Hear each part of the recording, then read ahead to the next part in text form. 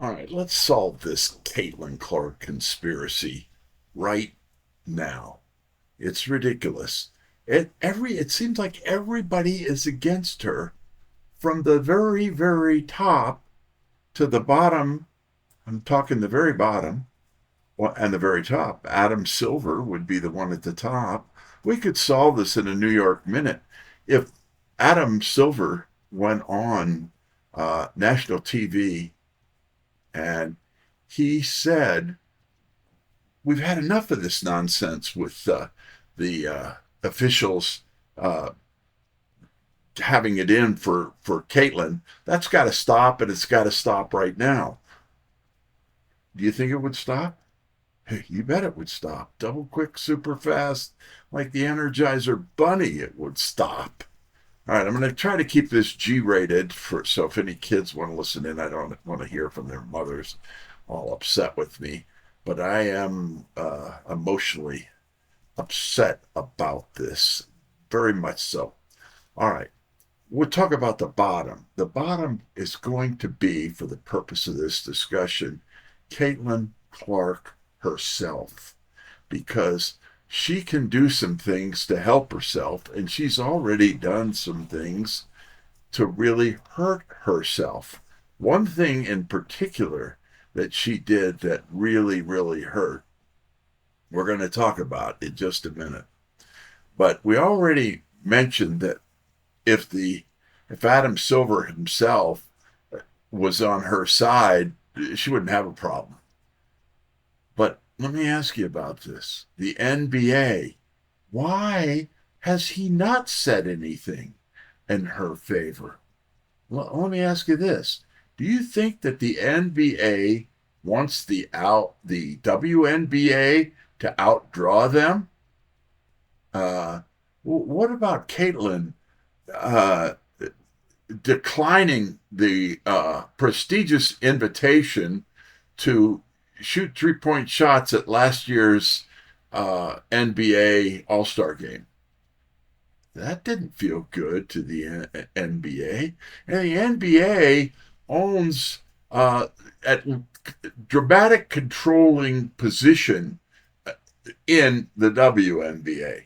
So we know just by common sense, we know that they don't want to be outdrawn, have more people watching Caitlin than watching their games. That's not something that it would excite them. So why are they going to try to help her do that? All right. So let's put that aside for a minute. Let's start at closer to the bottom. Let's talk about the refs themselves. How many games do you have to watch where Caitlin is dramatically gets the short end of the stick time and time again, game after game after game? Why isn't somebody adding that all up and putting the statistics on that so that you could really present the whole dramatic picture there? Well, let me ask you something. Anybody if you played basketball or you've watched basketball games, then you gotta know for a fact already in your mind that the refs, they can make bad calls 8 ways from the ace. And sometimes the refs will go out there and they will really prefer your team to win or your team to lose. And they might give you the benefit of the doubt one way or another. But when have you seen a major player such as Caitlin get the short end of the stick from the refs? I'm not used to that. Michael Jordan didn't. I could tell you for a fact because I had the perfect seat to watch it. Darrell Griffith blocked two of Michael Jordan's shots, and they even noted that Michael Jordan couldn't jump as high as Darrell Griffith. Darrell Griffith blocks two shots, foul, foul, clean as a whistle. He blocked them, but Michael Jordan was the rock star. You expect that. And you would expect Caitlin to be given the benefit of the doubt on these things, but that's not so. When you see that much against her by the refs, that isn't just bad referees. You got to be dumber than a box of rocks to think that it's the refs. That has to be coming from somewhere. And it could be coming right from the top of the NBA, is that they want this to calm down. They don't want to be outdrawn by Caitlin. They don't want people to decide they don't want to watch the NBA anymore, that they love the WNBA and they don't want to watch the NBA. They don't want that. And certainly in the NBA or the WNBA, you got to wonder why. Well, let me kind of share something with you here. This is kind of really strange to some of you, but most of you will probably figure this out as we go along. Gaining greater audience, bringing in more money, that's not necessarily an advantage to the people who make the decisions. There was a guy, I got to tell this because it's kind of a cute little poem. There was a guy back during the Middle Ages. If a woman dropped her handkerchief, men would fight to the death to be the one to pick it up and give her to her, literally. And this guy writes a poem. He didn't even put his name to it, but what he said is, "Shall I, while wasting in despair, die because some lady's fair? If she be not fair for me, what care I how fair she be?" I always liked that little ditty. It was beautiful because it made the point. Well, the point is that when you get more money coming in, now you got to hire more people. You or me, if we're working there, we become less important, not more important. They'll cut our territory. They'll cut the job. They'll take half of our job away and give it to somebody else. So why is that's not an advantage to very many people in the organization? You and I as fans, we want to see that. The owners, you'd think, would want to see that, but sometimes they don't even want to see that because they already got enough money. That's not the issue. It's their ego that they're trying to massage. Okay, so we got to admit right off the get-go that the refs are not the problem with the bad refereeing. They are doing that under orders. They couldn't make that many mistakes the same way time and time again without some mission involved there. There is a mission. It's pure and simple. There are other issues that need to be resolved as well. But when I said we start at the bottom is Caitlin Clark.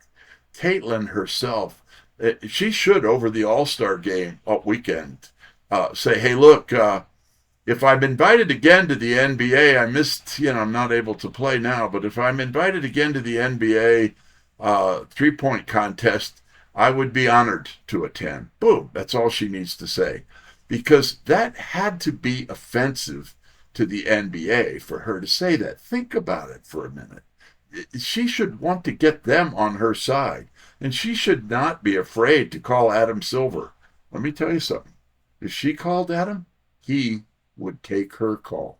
I guarantee you he would take her call. So when I said from the bottom to the top, she can do a lot to resolve this issue. You can see her the way she's talking to her coaches on the sideline.